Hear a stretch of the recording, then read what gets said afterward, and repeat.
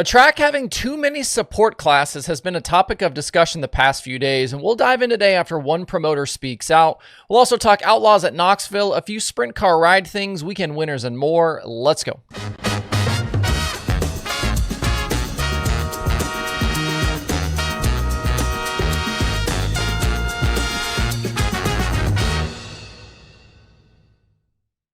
It's Sunday, June 15th. I'm Justin Fiedler. This is DIRTRACKR Daily presented by Kubota Genuine Parts. Your Kubota machine can be transformed into a powerhouse of versatility with their full line of implements and attachments. You can customize your Kubota for any job, from digging to lifting, land clearing to landscaping, and more. Whether you need a grapple, a bucket, or other implement, each is designed for seamless compatibility and peak performance. Enhance your productivity by pairing your Kubota with the perfect attachments. Contact your local dealer to discover what's available for your machine now. If you need to locate one of the more than 1,000 dealers nationwide, open up the My Kubota app or visit KubotaUSA.com. I want to open today's show with just a few thoughts on this support class thing that popped up last week around some of the Summer Nationals shows. I got tagged multiple times in the Kankakee County Speedway Facebook post where the promoter went through his finances for a race night like the Summer Nationals, and explained why they need support classes for those events. The TLDR is, he says, it costs them $50,000 to have a series like that come in, and even with the added support classes, they still lose money. And then the end of the post turned into a rant against streaming services, which was about as predictable as these types of posts get these days. Going back to last week, I was critical of when some of these shows were getting finished up and said they need to do better to get folks out of these racetracks at a reasonable hour. And especially when you're having a midweek show, there's plenty more leeway on a Friday or a Saturday night. But when you schedule a midweek show, you can't have families in the grandstands until midnight on a Tuesday or a Wednesday, or sometimes even past midnight. People have jobs. Their kids got, activities in school. Like, you can't do this. Especially when people can just watch the highlights the next day. They're not going to be like, oh, I'm going to go to the racetrack. I can just catch it on YouTube tomorrow. At the point where we are right now, people who buy tickets for these events don't need any more reasons to not go. Being held hostage until late to see the main late model feature finally get on track is going to continue harming these crowds. And it's completely anecdotal, but I saw a lot of comments from folks who avoided some of these races because of how many divisions were going to be there. The promoter bringing up money and the economics to try to explain the need for 5 divisions racing on one night is completely missing the point, at least of my own criticism. I don't care how many support classes there are, as long as the program runs well and is over at a reasonable hour. If you can get through 9 support classes in 4 hours, that's great. But when you need 6 hours, 7 hours, sometimes more than that, that's a problem. And there are ways to do things where you can have the back gate revenue with the support classes and still keep things moving. You can front load the program, do all of the big stuff first. That's stuff that people came to see. You can put a time limit on some of those extra races, some of the heats and things like that, so the cautions don't go crazy.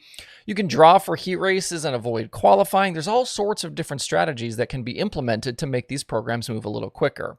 All of this doesn't seem to me to be an unreasonable ask. And know that I'm saying all of this with no ill will or disrespect to those local racers who are part of those support divisions. I heart them too. I want to see them race as well. But I don't want to see tracks close. I don't want to see promoters losing money and the sport shrink.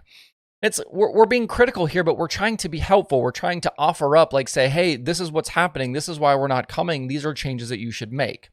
I'm rooting for Kankakee and all of these tracks to do better. But telling everyone you kept them there until late so you could make more money is probably not a great way to sell tickets and pit passes and endear your fans in the future. Going through some of the racing in recent days, David Gravel again showing why he's probably the top sprint car driver in the country. I had everybody mad at me a couple of weeks ago when I said that was probably the case right now. In Knoxville, he went 8th to the win on Friday and nearly went 6th to the win last night. His last lap slider attempt on leader Corey Day was hampered by a bit of lap traffic, and Day was able to hold on for the win. Day 5th on Friday as well. Good runs both nights. 60-plus sprint cars again, and tough fields to make both of these nights. A number of drivers took provisionals on Friday that included Donnie Schatz and several others. And some guys had issues that really hampered their efforts. I thought Ryan Timms looked good last night. Anthony Macri had 2 good finishes. And we hadn't seen Brad Sweet lead laps in an Outlaw show in Knoxville since 2022. A pair of 15th place finishes, though, certainly was not what Donnie Schatz was looking for. And I have noticed in recent weeks that Fox Shock sticker is now gone from the TSR 15. We're not playing that game anymore where we've got the Fox sticker on the car and we're going to put other shocks on it, but bag them up. We're not doing that anymore. They had been on a short stretch of 5 straight Outlaw top 10s coming into Knoxville, but they are still missing speed.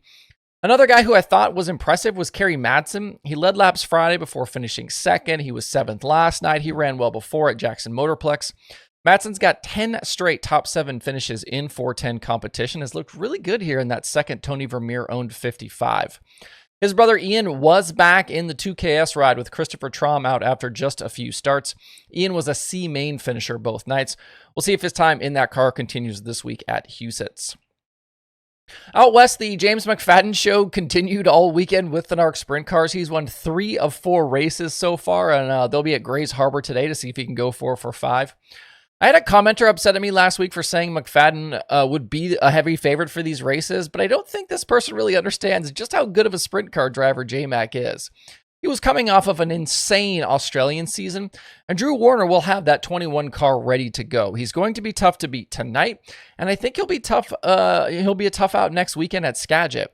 Don't forget, he finished second in the Skagit Nationals last year with High Limit. And speaking of Skagit, I have heard that Corey Eliasson could make his debut in Shannon Wheatley's 45 car next week at the Super Dirt Cup. We talked about this possibility not long ago after Hank Davis parted with Wheatley. Eliasson has been ride searching since splitting with TKS. Elsewhere, there were a ton of rainouts around the country that included the full Lucas weekend getting sacked in Tennessee. We also lost the first few nights of Ohio Sprint Speed Week, some of the Power Eye and Appalachian Mountain Speed Week stuff. Drake Troutman and Brian Shirley were Summer Nationals winners between Peoria and Fairbury. Shirley led late at Peoria, but lost a tire, and Troutman was able to inherit the lead. It was Troutman's first career Hell Tour win and actually his first victory driving for G.R. Smith. Shirley bouncing back, though, last night for the 10 grand at Fairbury. He topped Jason Fager and Dennis Erb Jr. Hunt the Front's Joseph Joyner with a top 5 there as well. Summer Nationals action shifts to Sycamore Speedway today. I believe this one closes out week 1. Mason Ziegler won the only completed App Speed Week race. That was Friday night at Bedford. They are at Bridgeport today. Weekend open wheel winners included Aaron Reitzel with Power Eye at 34 Raceway back on Thursday. Chance Grasty was a Sprint Car Challenge Tour winner at Petaluma. Jesse Schlottfelt was the other NARC winner in between the James McFadden domination. He won at Cottage Grove. And Logan Seavey was a USAC Sprint Car winner at Red Hill. Seavey hadn't won since back during the season opening weekend at Volusia, has had some tough nights. He's 4th in the standings, but trails leader Kyle Cummins by a whole lot of points. Cummins' average finish for the year is still an incredible 2.86. There is plenty still happening today, so check your racing schedules and DIRTRACKR.com/watch tonight if you want some dirt racing in your life today. Besides the stuff I already mentioned, there's Short Track Super Series, there's 410s at Huset's, and a bunch of local and regional action. That's the Daily Show for today. Happy Father's Day to all the dads out there. Hope you guys have a great Sunday. We will see you right back here tomorrow.